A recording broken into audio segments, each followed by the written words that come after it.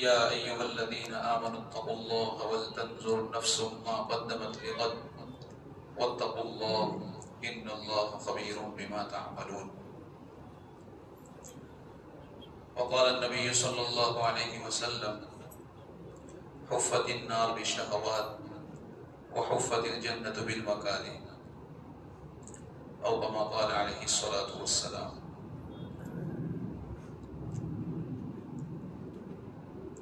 میرے عزیز دوستوں اور بزرگوں، اللہ رب العزت نے ہمیں اس کائنات میں اشرف المخلوقات بنا کر بھیجا ہے، اور اس میں اشرف المخلوقات بنانے کے بعد ہمارے ذمے میں اللہ رب العزت نے ایک کام دیا ہے، اور وہ کام اللہ رب العزت کے نائب ہونے کا ہے۔ قرآن کریم میں اللہ رب العزت فرماتے ہیں: وَإِذْ قَالَ رَبُّكَ لِلْمَلَائِكَةِ إِنِّي جَاعِلٌ فِي الْأَرْضِ خَلِيفَةً۔ فرشتوں سے اللہ رب العزت نے فرمایا کہ میں دنیا کے اندر اپنا ایک خلیفہ بھیجنے والا ہوں، بنانے والا ہوں۔ خلیفہ کا کام ہوتا ہے اصل کی نیابت کرنا۔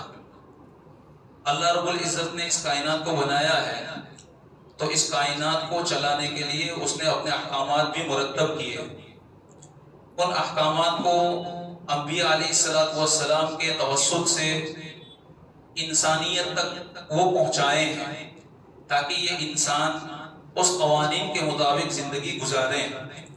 یہ قوانین ہی اللہ رب العزت کی رضا، اس کی خوشنودی اور اس کی محبت حاصل کرنے کے ذریعے اور وسائل ہیں۔ جو بھی انسان ان قوانین کے مطابق زندگی گزارے گا، وہ اللہ رب العزت کی خوشنودی کو، اس کی محبت کو، اس کی چاہت کو، اس کے پیار کو اور اس کے نتیجے میں ملنے والی اعزاز اور اکرام کو پائے گا۔ تو یہ ہمارا جو دین ہے، وہ دین صرف مذہب کے طور پر نہیں، یہ دین ہے۔ اور دین جو کہتے ہیں ایک سسٹم کو، دین کہتے ہیں سسٹم کو، جس طریقے سے کمیونزم وغیرہ ہے ایک سسٹم ہے، اسی طریقے سے دین اسلام بھی ایک سسٹم ہے۔ اسی لیے حضرت صلی اللہ علیہ وسلم کے آنے کے بعد دنیا میں کسرا اور قیصر یہ دو الگ الگ سسٹم تھے، لیکن حضور نے آنے کے بعد اللہ رب العزت کی مرضیات اور حضور کے طریقے، ان دونوں کو مل ملا کر ایک اسلامی سسٹم ہے، اس کو اس دنیا کے اندر نافذ کیا۔ تو اس کائنات کو چلانے کے لیے اللہ رب العزت نے دین اسلام کو ایک سسٹم کے طور پر نافذ کیا۔ اس کے مطابق جو بھی چلے گا، آخرت کی کامیابی اس کے حصے میں آئے گی۔ قرآن کریم ہم کہتے ہیں کہ دین پر چلنا آسان ہے، دین اللہ رب العزت نے ہمارے لیے بھیجا ہے۔ دین کیا چیز ہے؟ یہ سسٹم کیا چیز ہے؟ ہمارے سسٹم میں، اسلامی سسٹم میں، اللہ کے بھیجے ہوئے سسٹم میں ایک تو عبادات ہے، اخلاقیات ہے، معاملات ہے، معاشرت ہے، یہ سب مل ملا کر اللہ رب العزت کا سسٹم بنتا ہے۔ ہمیں اللہ کے سامنے کیسے جھکنا ہے، کیسے اللہ کے سامنے رہنا ہے، اللہ کی عبادت ہمیں کس انداز میں کرنا ہے۔ اسی طریقے سے ہم دنیا میں رہتے ہیں تو معاملات کی بھی ضرورت پڑتی ہے۔ انسان کو دو فطرتوں سے مرکب کیا ہے، تو اس میں ایک عبادت کی غذا اس کو ملتی ہے اور دوسرا اس کی ضروریات ہوتی ہے۔ تو ضروریات میں اس کے معاملات آتے ہیں، معاشرت بھی آتے ہیں، زندگی گزارنے کے جو الگ الگ طریقے ہیں وہ بھی اس کے اندر آتے ہیں۔ تو اب انسان اپنے پڑوس والے کے ساتھ میں کس طرح رہے، اور اسی طریقے سے تجارت وغیرہ کرتا ہے تو وہ کس انداز میں کرے، کھیتی باڑی کرتا ہے تو وہ کس انداز میں کرے، ان سب کے سلسلے میں اللہ رب العزت کی طرف سے جو قوانین اور ان قوانین پر عمل کرنے کے لیے حضور کی جو رہنمائیاں ہیں، اس کے مطابق انسان کو زندگی گزارنا پڑے گا۔ جب انسان ان دونوں چیزوں کے مطابق زندگی گزارے گا تو آخرت کی کامیابی اس کو ملے گی۔ اور اگر فقط اس نے عبادات تو کیے ہیں دیکھیے اسلام میں 3 چیزیں ہیں. انسان جو ہے اللہ رب العزت کو مانتا ہے، ان کی باتوں پر عمل کرتا ہے. ان دونوں چیزوں کے بعد ایک تیسری چیز ہے اخلاقیات. ان اخلاقیات کے ذریعے سے دین مکمل ہوتا ہے. جس طریقے سے انسان جو ہے جب عمارت بناتا ہے تو عمارت میں ایک فاؤنڈیشن ہوتا ہے، اس کے بعد اس کے اوپر دیوار ہوتی ہے اور ان دیواروں کے اوپر روغن ہوتا ہے. تو اسی طریقے سے ایک تو ایمانیات ہے جس کی بنیاد پر انسان مسلمان اور ایک مومن بنتا ہے. اس کے بعد اس فاؤنڈیشن کے اوپر عملیات ہیں. ایک ہے اعتقاد، اس کے بعد عملیات اور اس کے بعد اخلاقیات. 3 چیزیں ہیں، عقیدہ، پھر عمل بالجوارح، ظاہری جسم کے ذریعے سے انسان ان قواعد کے اوپر اور حضور کے طریقے کے اوپر عمل کرے، اور اس کے ساتھ اپنے ساتھ میں رہنے والوں کے ساتھ میں کس طریقے سے اس کو رہنا ہے، ڈھنگ کے ساتھ رہے. یہ ہے اخلاقیات. تو کوئی بھی عمارت جب بنائی جاتی ہے تو اس میں خوبصورتی آتی ہے اینڈنگ کے بعد.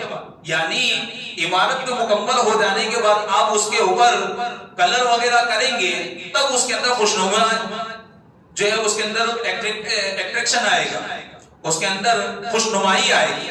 اسی طریقے سے انسان نے اعتقاد تو اپنا مان لیا، اللہ رب العزت کو ایک مان لیا، اس کے فرشتے کو مان لیا، اس کی طرف سے آنے والی کتابوں کو تسلیم کر لیا، انبیاء علیہ السلام کو تسلیم کر لیا، ان کو برحق جان لیا، یہاں تک کہ والقدر خیرہ وشرہ من اللہ تعالی والبعث بعد الموت، یعنی آخرت کے سلسلے میں جو مراحل آنے والے ہیں ان مراحل کے اوپر بھی انسان نے اعتقاد کر لیا، اور اس سے پہلے اس کائنات کے اندر رہتے ہوئے جو بھی بھلائیاں اس کو پیش آتی ہیں یا اس کو جو اللہ کی طرف سے کچھ مصیبتوں اور آزمائشوں میں مبتلا کیا جاتا ہے تو یہ سب چیزیں یہ میرے اللہ کی جانب سے ہیں، اس کے اوپر اس نے اعتقاد کر لیا. تو یہ سب چیزیں تو عملیات اور اعتقادیات ہو گئے. اب جو ہے تیسری چیز آتی ہے اخلاقیات. اس کے ذریعے سے اس کے اسلام کے اندر حسن پیدا ہوتا ہے. تو اللہ رب العزت نے ہم کو اس کائنات کے اندر اپنا خلیفہ بنا کر بھیجا ہے. خلیفہ کا کام ہوتا ہے اپنے اصل اور بادشاہ کے قوانین کو اپنے علاقے کے اندر نافذ کرنا، اس کے مطابق وہاں پر حکومت کو قائم کرنا. یہ ہے خلیفہ کا اصل مقصد. تو یہ قوانین فقط جو ہے ہماری عبادت کے ہی تعلق سے نہیں ہے، اعتقاد کے ہی تعلق سے نہیں ہے، قوانین معاشرت کے تعلق سے بھی ہے کہ ہم دوسروں کے ساتھ کس طریقے سے رہتے ہیں. اس میں جو ہے شریعت کے قوانین کیا ہیں، ہم تجارت کرتے ہیں اس میں شریعت کے قوانین کیا ہیں. ان سب چیزوں کو بھی ہمیں جاننا پڑے گا. تبھی جا کر اگر کوئی انسان حاکم بن کر بیٹھے اور اس کو قوانین کے سلسلے میں کچھ بھی پتہ نہ ہو تو صحیح معنوں میں وہ حکومت کا نمائندہ بن سکتا نہیں ہے. تو ہم تو اللہ رب العزت کی طرف سے نمائندے ہیں، اور ہمیں ہی اس کے قوانین کے سلسلے میں معلومات نہ ہو تو پھر ہم اس کے قوانین کو صحیح طور پر اللہ کے اس کائنات کے اندر اور اس مملکت خداوندی کے اندر اس کو صحیح طور پر نافذ کر سکتے نہیں ہیں. تو ہمیں اولاً تو قرآن کریم کا علم حاصل کرنا پڑے گا، اس کے سلسلے میں معلومات جمع کرنی پڑے گی، رسول اللہ صلی اللہ علیہ وسلم کی سیرت کو صحیح طور پر پڑھنا پڑے گا، دین کو صحیح طور پر سمجھنا پڑے گا، اسلام کو صحیح طور پر سمجھنا پڑے گا، اپنی ذات میں اور اپنے جو ہے اولاد میں اور اپنے متعلقین اور متوسلین کے اندر بھی اس کو صحیح طور پر نافذ کرنا پڑے گا. اللہ رب العزت فرماتے ہیں یا ایھا الذین آمنوا اتقوا اللہ ولتنظر نفس ما قدمت لغد واتقوا اللہ. یا ایھا الذین آمنوا، اے ایمان والو، اتقوا اللہ، ڈرو اپنے ہر کام میں، نظر کرو، دیکھو تمہارا کام اللہ رب العزت کی منشا کے مطابق ہے یا نہیں. وَلْتَنْظُرْ مَا قَدَّمَتْ لِغَدٍ، اور اس بات پر بھی اس کی نظر ہونی چاہیے کہ آخرت میں جو ہمارے ساتھ میں معاملات پیش آنے والے ہیں اس کے سلسلے میں میں نے کتنے اعمال کیے ہیں، اللہ کی مرضی کے مطابق میں نے اپنی زندگی کو کتنا گزارا ہے، حضور کے طریقے کے مطابق میں کتنا چلا ہوں. ان سب باتوں پر انسان کی نظر ہونی چاہیے. وَلْتَنْظُرْ نَفْسٌ مَا قَدَّمَتْ لِغَدٍ، ہر انسان اس بات پر نظر رکھے ما قدمت لغد، آئندہ کل جو پیش آنے والا ہے اس کے سلسلے میں کتنے اعمال کیا ہے اور میں نے کتنے اعمال کو اللہ کے حضور میں بھیجا ہے۔ واتقوا اللہ، پھر واپس اللہ رب العزت دوبارہ تکرار کے ساتھ میں اتقوا اللہ کہتے ہیں۔ یہ یاد رکھو، ان سب کے بعد بھی اپنی زندگی پر نظر کیے رہنا۔ ان اللہ خبیر بما تعملون، جو بھی اعمال تم کرتے ہو ان سب اعمال پر تمہارے رب کی نظر ہے۔ اللہ ان سب چیزوں سے واقف ہے، باخبر ہے۔ کوئی بھی عمل تمہارا اللہ کی نظر سے اوجھل نہیں ہے۔ تم بھی جو بھی کام کرتے ہو، زندگی کا جو بھی لمحہ جس کام میں بھی گزارتے ہو، اللہ رب العزت نے ہر کام کے پیچھے خود اپنی نظر بھی رکھی ہے اور اس کے پیچھے اللہ رب العزت نے اپنی CID بھی لگا کے رکھی ہے۔ تو انسان کو چاہیے کہ کل قیامت کے دن کے سلسلے میں اپنے اعمال کے اوپر نظر رکھے، اور انسان جو ہے ہر روز کا محاسبہ اپنے جو ہے سونے سے پہلے کیا کرے۔